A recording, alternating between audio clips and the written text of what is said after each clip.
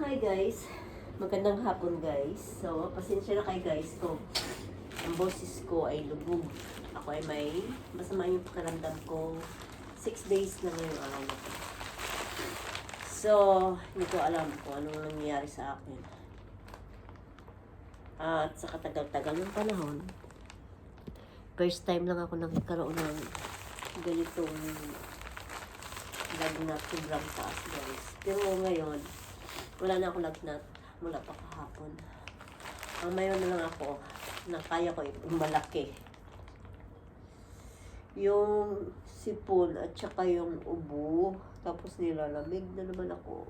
So tuwing hapon, hindi ko alam. Pero nung isang gabi guys, muntik na ako nagpadala sa doktor. Kasi hindi ko na kaya, grabing sakit ng ulo ko. May time na nag-abot yung lagnat ko ng 39.9. Parang puputok yung ulo ko. Tapos, nag-stay din siya sa 38.6, 38.7, and 3. Ganun lang siya. Tapos, kahapon, ng madaling araw, nag-37 point something na lang. Hanggang sa ngayon, wala na akong lagnat. Ito na lang. Kung napansin niyo yung boses ko. Lubog pa. Kasi yung, ano ba yan? Kasi yung sipon ko. At hindi ko na alam kung anong gagawin ko sa sipon ko. Ang dami ko ng tintik. Yan. At nagpatawas ako sa amin.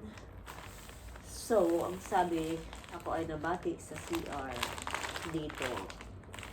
So, sa Martis ko na lang paanuhan. Ewan ko sa iba, hindi naniniwala. Kasi nung paglipat-lipat, napansin ko yung CR. Lagi yan naka-on. Naka-switch on yung ilaw.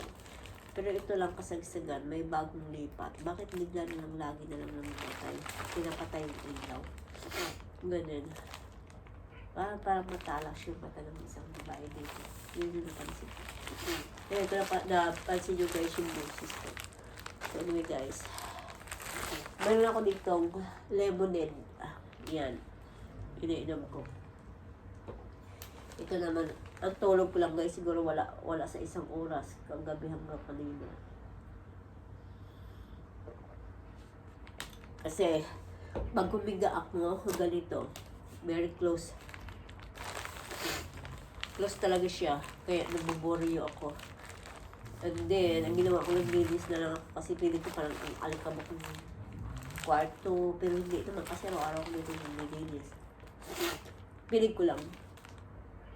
Ayun, kung napansin nyo, nagpanglinis ako. Tinanggal ko yung mga carpet kasi pilit ko dusty siya. Kasi bakit ako yung ganito, baka allergy. So, ayan naman ang isa na ako pabili ng iba pang gamot. Kasi halo-halo na daw. Anyway guys, meron ako dito dumating na parcel. Yan. So ito ay para sa akin, hindi para kay Matuli o kay Moonlight. Para talaga sa akin. Ito ay in order na my love. In order ng daddy namin. Yan, para sa akin. Kahapon niya lang ito in order. Kasi nga, kahapon, yung isang araw pa talaga, mga nakalaan pa. Lagi niya nire-remind sa akin na bumili ako ng yung heater ba yun?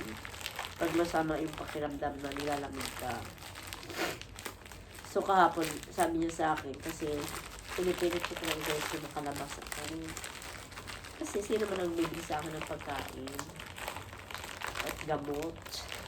Tapos yung pagkain itong wheat food ng mga alaga ko, naumusan ako kahapon.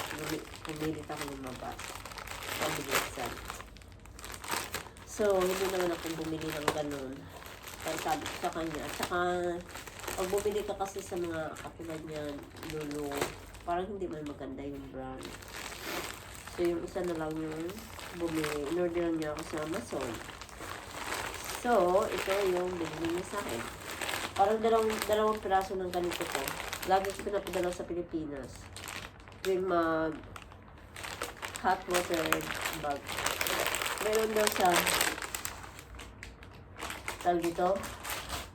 Thank you, mahal. So, pagdating niya mamaya, kasi nag-flight yun. Kanina nag-flight siya sa France. No, last France. Tapos, saan ba yung isa? Kalimutan ko na naman. Kasi na nasa France siya. Pinabalikan papuntang Italy. Ayan. May pa-heart-heart din. Sana all. Thank you, mahal.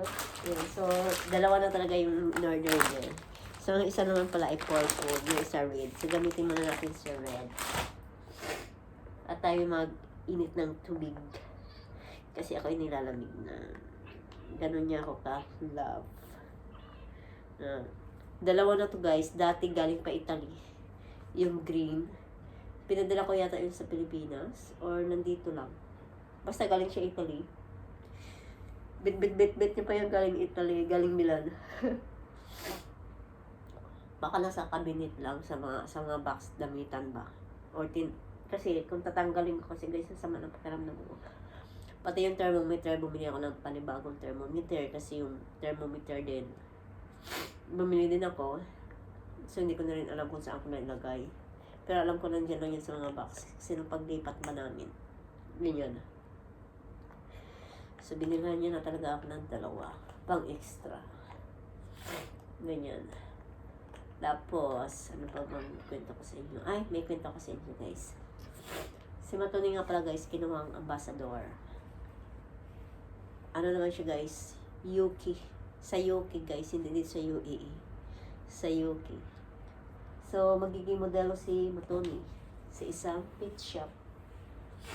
Tapos, mga after 2 weeks, darating yung items na yun na pinadala kay Matoni.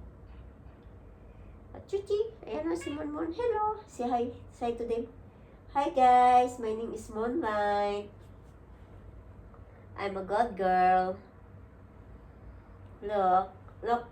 Mon, what daddy bought? No, Mon. Look, say thank you to daddy.